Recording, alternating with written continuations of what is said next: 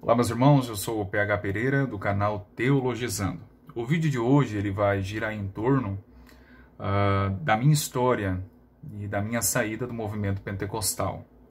Um irmão me solicitou, e não é de hoje, né? Outros irmãos já me solicitaram, mas eu sempre julguei outros assuntos como sendo mais relevantes e, portanto, eu dava uma certa primazia e eu sempre deixava esse assunto mais para frente.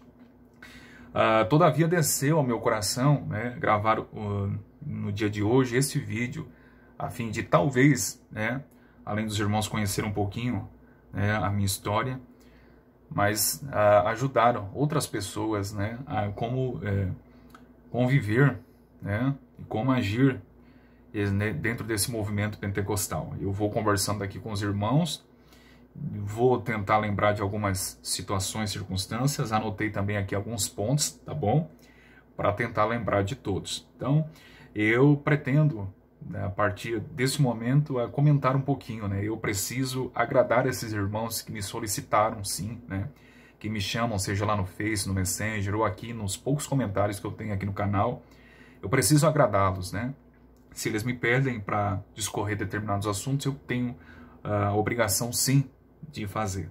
Meus irmãos, vocês sabem que eu nasci no meio pentecostal, né? A minha raiz é pentecostal, assembleiana, Assembleia de Deus da Missão, ok? Não da Madureira. Os meus pais eram da Assembleia de Deus. Meu pai até hoje ainda é da Assembleia, né? A minha mãe, pela graça de Deus, saiu desse movimento. Mas eu nasci dentro desse movimento, né? Com 5 anos de idade, eu ganhei a minha primeira Bíblia, na verdade, aquele Novo Testamento. Muitos de vocês conhecem, né? Só tem o Novo Testamento, da capinha cinza, tá bom? Eu aprendi a ler naquele testamento. Foi a minha mãe quem me ensinou a ler, e eu aprendi exatamente naquele testamento. Então, desde pequeno, eu já demonstrava um certo interesse pela escritura e pela teologia. Com 6 anos de idade, eu já estava na classe das crianças, na EBD, né? E a professora das crianças via, assim, em mim um certo interesse pelas coisas de Deus, né? Eu me destacava entre as demais crianças, né? Na questão das perguntinhas, eu estava ali respondendo as perguntas. Eu sempre queria pregar. Então, desde pequeno eu já demonstrava esse interesse, né? Eu lembro que quando os meus coleguinhas, os meus amigos vinham em casa para brincar, eu não queria brincar de pega-pega, esconde-esconde ou de super-heróis, não. Quando se reunia com eles, eu queria brincar de cutinho com eles, né? Quando eu era sozinho, até eu gostava de brincar, né? Com os meus bonecos, os meus super-heróis, mas quando era com os outros amigos, eu gostava de fazer culto. E eu lembro-me até hoje que havia, sim, um amigo que gostava de tocar bateria, o outro gostava de cantar, né? O outro gostava de fazer uma oração, e eu sempre me via na figura do pastor, do pregador, né? Eu sempre queria estar falando, eu sempre queria estar expondo a palavra, né? Então, desde pequeno, eu sempre demonstrei esse interesse. Tanto é que a minha professora da classe das crianças, na EBD, ela sempre batia na tecla para eu trazer uma palavra introdutória no culto das crianças. Mas sabe como é que é criança, né? O medo de falar em público, eu sempre negava.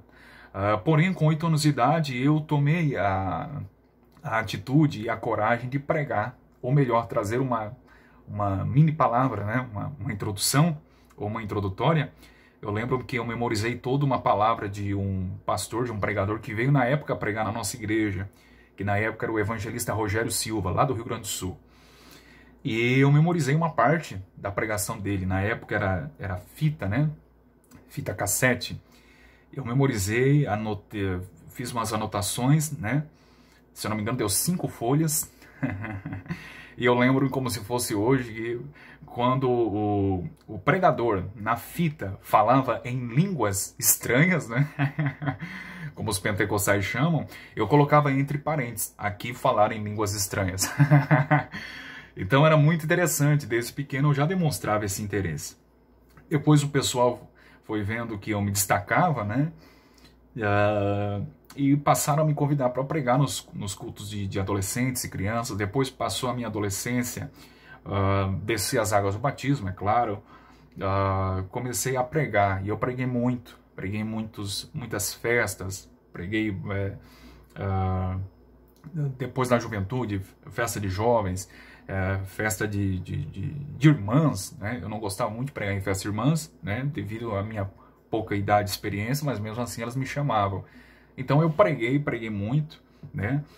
A minha vida sempre foi assim. Não sei o que é o mundo. Eu até conversava com o pastor Bruno, na Igreja Viva aqui de Criciúma, onde minha esposa e eu estamos indo, e eu falando para ele: pastor, eu não sei o que é o mundo, no sentido de ser como os outros jovens, né? De curtir uma balada, né? De beber, de viver nas drogas. Não sei o que é isso, né? Eu cresci tendo sempre contato com a igreja e assim por diante. Deixa eu lembrar aqui. Conheci minha esposa na época, eu tinha 13 anos de idade, ela 12, né? E a gente, como crianças, começou a despertar um certo interesse, né? Depois a gente passou a namorar, na época eu tinha 15 anos, e com 18 anos nós nos casamos. Com 18 anos nos casamos, e depois de casado eu fui separado, primeiro para auxiliar, né? Como é dentro do sistema assembleiano, auxiliar. Depois eu passei a diácono. Eu só não fui a presbítero, porque nesse interim foi o momento que eu quebrei o vínculo com a Assembleia de Deus, né? E vocês já vão saber. E eu lembro que na juventude eu passei a despertar um certo interesse, muito mais na questão da teologia e da literatura. Eu lembro que mesmo no tempo de pentecostal eu passei a ler os escritos do reverendo Hernandes Dias Lopes, né? O Hernandes Dias Lopes, comentários que eu tinha no tempo de pentecostal do reverendo Hernandes, eu tenho até hoje. E eu comecei a entender com mais clareza as doutrinas da graça, né? De certa forma, eu já tive um certo contato com a teologia por meio dos escritos de homens como Hernandes Dias Lopes e, na época, o comentarista Warren Wiersbe, né? Que eu comprei todo o comentário expositivo dele. Aliás, ele está aqui, ó. Aqui em cima, não sei se vocês conseguem ver aí. Essa coleção aqui de 6 volumes, ao lado da enciclopédia do Champlin, essa aqui, ó, não sei se vocês, esses 6 volumes aqui, eu comecei a me dedicar mais à teologia e passei a entender que a salvação é pela graça mediante a fé em Cristo. E um dos assuntos que eu batia de frente era na questão dos usos e costumes. É claro que eu não vou generalizar, mas a Assembleia de Deus, pelo menos a nossa aqui do meu bairro, onde eu moro, é uma assembleia tradicional, né? E o simples fato de uma irmã maquiar-se, por exemplo, já era visto como pecado para eles. E eu comecei a estudar com afinco, e depois de casado eu fui separado também para o diaconato, e colocaram também como professor da EBD. Eu me destacava porque eu sempre tive uma boa oratória, e uma mente que sempre tive uma mente assim boa para memorizar coisas, né? E eles me passaram a colocar como professor da EBD, então todos os domingos eu dava aula, né? E a minha esposa como secretária. E eu lembro que uma dessas reuniões eu já tinha uma certa maturidade. Um adendo aqui, eu nunca fui um pentecostal desses bizarros que tem por aí, tá? Eu nunca fui um pentecostal. Por exemplo, na época, a garotada gostava muito de mim, né? E na época, o pessoal, principalmente jovens, né? Alguns até hoje eu tenho no Face, e eles se espelhavam muito em mim, né? E de vez em quando eles vinham conversar comigo e falavam sobre a conversa de outros irmãos velhos na igreja, que diziam para esses jovens, para esses garotos: olha, cuidado com ele, pois ele prega outras doutrinas. Aí vocês entendem quando eu digo que não há como conciliar um cara que conhece o calvinismo ou a fé reformada, né? Eu gosto de fazer a distinção entre calvinistas, monergistas, tulipados ou reformados, né? Que existe hoje uma mistura. Todo mundo está dizendo que é reformado, não tem nada a ver. Não mistura as coisas. Calvinista é calvinista, reformado é reformado. Aliás, eu vou gravar vou escrever um texto, um pequeno texto para postar no Face, essa distinção entre calvinistas e reformados. Todo mundo hoje, existe o pentecostal reformado. Não, isso é balela. É muito simples. Ou você é pentecostal, se você é pentecostal, não é reformado. Se você é reformado, não é pentecostal.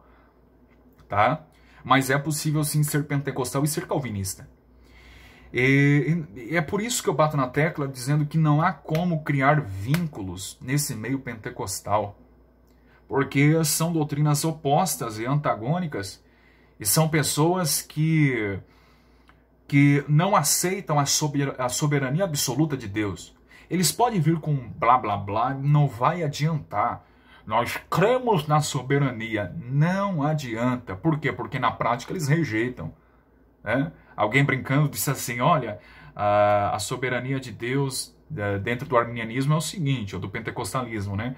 O homem tem um controle, mas é o arminiano que tem a pilha.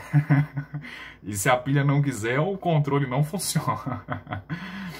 É uma brincadeira, mas é interessante e é uma coisa séria. Então não há como conciliar, ficar nesse meio, porque não vai dar certo. E poderia citar outros irmãos que viveram nesse meio e não teve como criar vínculos. Não tem como, é como Abraão e Ló. Em determinado momento da caminhada, tem que quebrar os vínculos ali familiares, tem que quebrar qualquer tipo de ligação, de amizades, vínculos. Não tem vez, meus irmãos, não tem vez. Eu lembro que eu comecei a pensar sobre a graça e eu bati na tecla dos usos e costumes. E lembro-me que numa aula dessas da EBD, as minhas aulas começavam das 9 horas e terminava 10, no máximo 10h15. Só que naquele domingo a escola terminou 11 horas da manhã. Porque alguém levantou uma questão sobre os usos e costumes. E eu bati na tecla tratando sobre a questão do legalismo, né, dizendo que qualquer atitude ou necessidade de se obedecer à lei, obedecer a mandamentos, de ser fiéis a fim de receber o perdão, a salvação e a graça de Deus, isso não é graça de Deus. Isso é salvação por obras. E aí eles passaram a citar vários textos e eu rebatia. Vocês sabem, eu nunca fujo da raia. Eu lembro que trataram sobre essa questão do legalismo, dos usos e costumes, porque anos atrás era assim e hoje está tudo diferente, não sabe fazer a distinção do que é crente e o que não é crente. E eu bati de frente com eles, e eu lembro na época que foram fazer fofoca da minha esposa para o pastor. Então eu sei o que é ser um pentecostal e querer falar a verdade e o povo não quiser ouvir. O povo não querer ouvir. Eu sei o que é a esposa estar pintada ter pintado a unha de esmalte vermelho e alguém for fazer fofoca para o pastor e no fim do culto o pastor vir conversar comigo. Eu respondi para eles, se não me mostrarem base bíblica para que tal prática seja definida como pecado, eu não vou abrir mão da escritura. E o fofoqueiro, eu falei para o pastor na época, o fofoqueiro manda vir conversar e falar comigo, tá? Que eu sustento aquilo que eu falo. Que o pastor deu umas risadas na época, né? Enfim. Voltando à questão da EBD,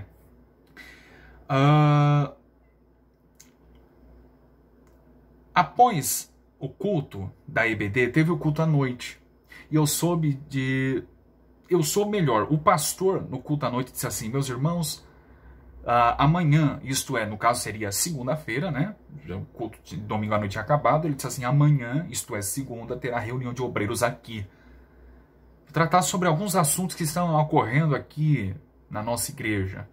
E na hora me caiu a ficha, né? Eu disse, com certeza vai ser sobre a discussão que nós tivemos hoje de manhã na EBD. Dito e feito, estava certo. Quando eu fui na reunião da segunda-feira dos obreiros, e eu cheguei lá, o assunto era sobre isso. Aí o pastor publicamente falou para os demais obreiros, né? Alguém, não citou nome, alguém veio falar para mim acerca de um obreiro nosso, no caso seria eu. E o pastor disse assim, eu gosto de ver as duas versões. E ele me chamou e disse, eu gostaria que tu se retratasse, fizesse um comentário, destacasse a sua versão, e ele me deu 5 minutos. E nos 5 minutos, o couro comeu. Eu lembro que existia um obreiro velho, engraçadinho, né? E teve outros obreiros cascudos também, né? Que argumentou dizendo, há alguns anos a mulher cristã não podia usar calça comprida, mas hoje está tudo normal. Eu mandei ver, meus irmãos, e eu disse assim, é interessante, porque o problema não é calça comprida. O problema é que tem filhas de obreiro, e aqui tem, eu me segurei para não citar nome, mas eles sabiam quem eu estava falando. Se me apertasse um pouquinho, eu citava nome sim. Tem filhas de obreiro aqui, que anda com um palmo de saia, mostrando praticamente as nádegas, e ninguém fala nada. Eu vi alguns obreiros baixando a cabeça, né? Muita coisa foi discutida naquela reunião, e eu brincando com a minha esposa sempre digo, era uma pena que eu não levei o celular para gravar, porque era para ter gravado para ficar de recordação, de lembrança aquela reunião. Então eu sempre fui antagônico a essa questão. Eu batia muito de frente com a questão dos usos e costumes. E depois daquela reunião, depois daqueles dias, eu fiquei pensando, isso não é o Evangelho de Cristo. O Evangelho de Cristo é o Evangelho que diz, vinde a mim todos que estáis cansados e oprimidos, e eu vos aliviarei. O jugo de Jesus é suave, o fardo é leve. Mateus 11, 28 e 29. Então, o jugo, o alívio que Jesus traz leveza. Isso é graça. Agora, de forma totalmente antagônica e oposta, é o jugo dos homens e da religiosidade. A religiosidade é uma praga para o cristianismo. Sempre foi em toda a história da igreja. E eu fiquei pensando, isso não é o Evangelho de Cristo. Jesus promete trazer leveza para as pessoas. De modo totalmente antagônico, é o evangelho humanista dos homens, se é que posso chamar de evangelho, né?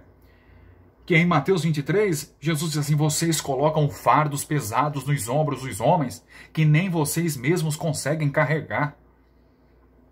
Então, a graça de Deus é totalmente antagônica àquilo que a religiosidade quer impor às pessoas. Isso não é graça. E eu fico pensando, eu lembro-me na época, né? Mais um detalhe interessante, eu sempre fui um pentecostal equilibrado, tá bom? Na época eles diziam que eu pregava outras doutrinas porque eu me opunha em cima dos púlpitos, em pregações, inclusive quando tinha oportunidade na minha igreja, eu me opunha na questão do famoso cair pelo poder de Deus, das supostas visões e revelações idas e vindas ao inferno. Eu batia de frente, me botar para quebrar. E as pessoas não gostavam. E depois eu fui conhecendo melhor a teologia. E na época, meus irmãos, eu descobri a graça com mais afinco, principalmente o calvinismo, quando o meu cunhado chegou para mim e contou a história do John Newton, né?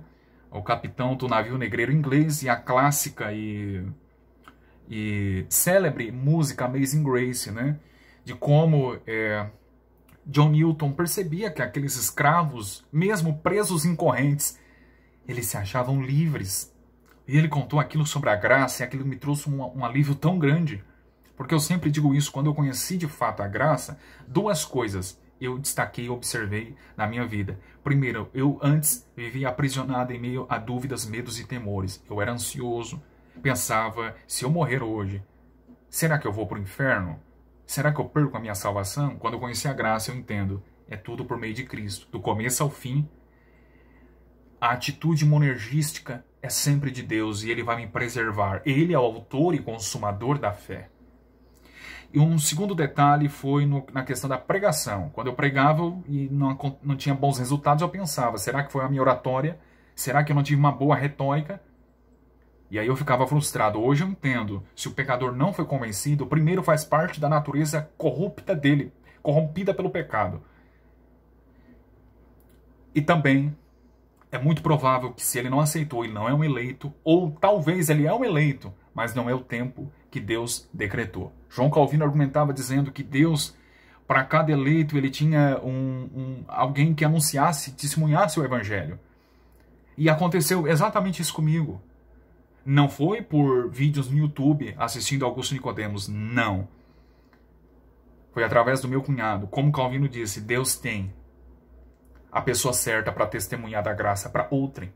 Martin Lloyd Jones argumentava dizendo, Deus determina o meio como também o fim. Ele falou da graça e logo em seguida ele me colocou num grupo de WhatsApp. Havia alguns irmãos calvinistas, presbiterianos, na época eu conheci o irmão Christian, né? O irmão Christian, na época, quando ele soube que era eu que estava no grupo, ele disse, não acredito. Ele falou, meu irmão, isso foi coisa de Deus. Porque o Christian trabalhava na época no mercado, e no mercado trabalhava um irmão da minha igreja, que eu pregava, que eu dava aula, aquela que estava presente na reunião da IBD, e na época esse irmão era policial nesse mercado. E ele já tinha um contato com o Christian. Né? Aliás, ele me catequizou muito. Tanto é que ele prefaciou o meu livro que eu tenho aqui. O link estará na descrição. Ele prefaciou até o meu livro. E esse irmão da minha igreja policial chegou para o Christian e falou, rapaz, teve uma discussão na igreja acerca dos usos e costumes. E teve um rapaz lá, na época eu tinha 20 anos, teve um rapaz lá que ele bateu de frente com os irmãos. E o Christian falou, ele é muito convicto, né? Eu gosto do Christian porque ele é firme, ele é convicto. Um grande debatedor. E ele disse assim, não, ele está certo, ele está com a razão. Aí esse irmão da minha igreja falou, não, mas não pode estar certo, porque a igreja ensina assim, ele tem que pregar o que a igreja prega. Ele disse, não, ele tem que pregar o que a Bíblia ensina. A escritura está acima da igreja.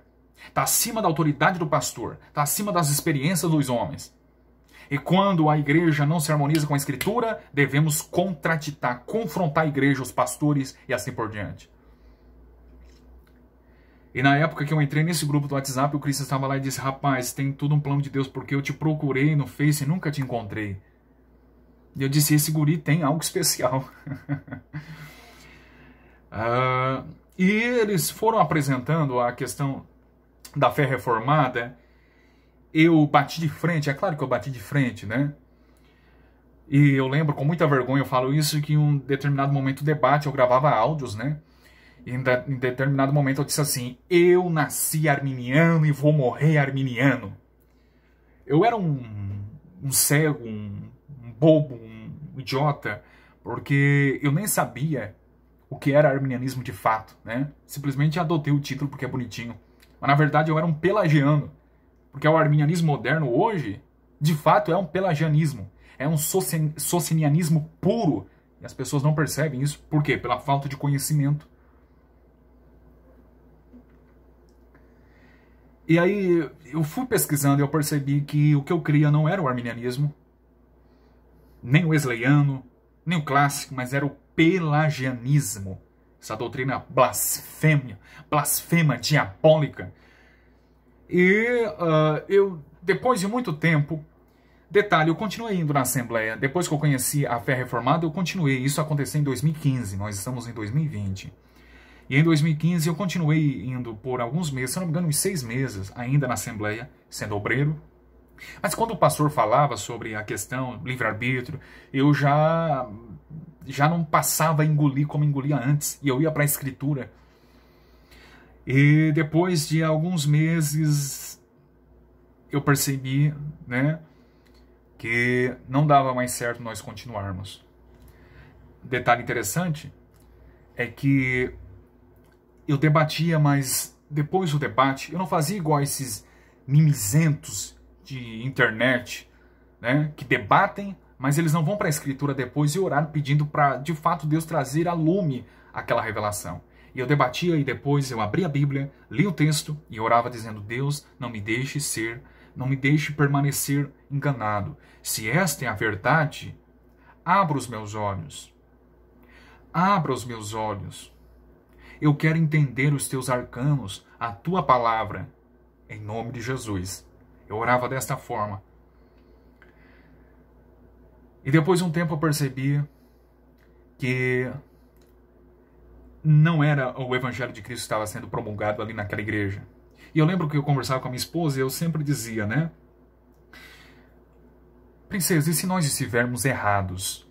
E se o pessoal estiver certo?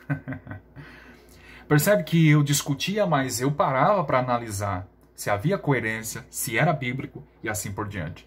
E quando eu me desliguei, eu falei para um amigo da igreja, que era obreiro também junto comigo, eu disse, rapaz, eu vou sair da igreja. Nessa igreja eu não permaneço mais. E ele argumentou dizendo, mas calma lá, olha onde tu chegou. Rapaz, tu tens um futuro brilhante pela frente. Tu prega por tudo. Na época tinha alguns lugares agendados já para pregar e eu abri mão de tudo. Tudo isso por amor a Cristo. E eu disse, não há como conciliar. O meu compromisso sempre é com Cristo e não com os homens. E depois eu saí, desde 2015 isso aconteceu, lembrando que já na Assembleia de Deus eu já passei a crer nisso, né? E eu permaneci por alguns meses na Assembleia. E nós passamos a visitar a Igreja Presbiteriana da Içara, que é uma cidade vizinha nossa, só que é um pouquinho longe, né? Mesmo indo de carro. Uma igreja séria bíblica, Reverendo Edson, um grande homem de Deus. Na minha opinião, o maior expoente das escrituras aqui da região, se não do estado de Santa Catarina todo, Reverendo Edson. O melhor e o maior expoente, grande homem de Deus.